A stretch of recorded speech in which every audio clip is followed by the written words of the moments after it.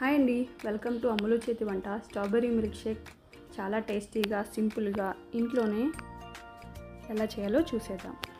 ముందుగా స్ట్రాబెర్రీస్ అనేది తీసుకోవాలి. నీట్గా వాష్ చేసుకుని స్ట్రాబెర్రీస్ అనేది తీసుకోండి. నేను 10 స్ట్రాబెర్రీస్ అనేది తీసుకున్నాను. 2 గ్లాసెస్ మిల్క్ షేక్ అనేది అవుతుంది. స్ట్రాబెర్రీ మిల్క్ షేక్ అనేది అలా చిన్న చిన్నగా ముక్కలుగా కట్ చేసుకుని మిక్సీ జార్లో వేసుకోండి.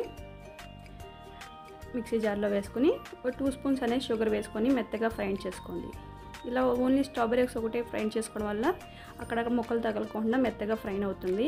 ఇప్పుడు 2 స్పూన్స్ అనేది స్ట్రాబెర్రీ ఫ్లేవర్ ఉన్నది ఐస్ క్రీమ్ అనేది తీసుకోండి. ఐస్ క్రీమ్ వేయడం వల్ల జ్యూస్ అనేది చిక్కగా ఉంటుంది, థిక్నెస్ వస్తుంది. 1 కప్ అనేది కూల్ మిల్క్ అనేది వేసుకోండి. ఇలా మిల్క్ వేసుకున్నాక మెత్తగా ఫ్రై చేసుకోండి. అంతేనండి, చాలా సింపుల్గా స్ట్రాబెర్రీ మిల్క్ షేక్ అనేది రెడీ అయిపోయింది. గ్లాస్లో వేసుకొని సర్వ్ చేసుకోండి. ఫైనల్గా స్ట్రాబెర్రీ ముక్కలు అనేది వేసుకొని సర్వ్ చేసుకోండి.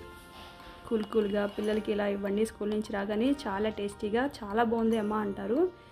అంతేనండి, చాలా సింపుల్గా స్ట్రాబెర్రీ మిల్క్ షేక్ అనేది రెడీ అయిపోయింది. Thank you for watching.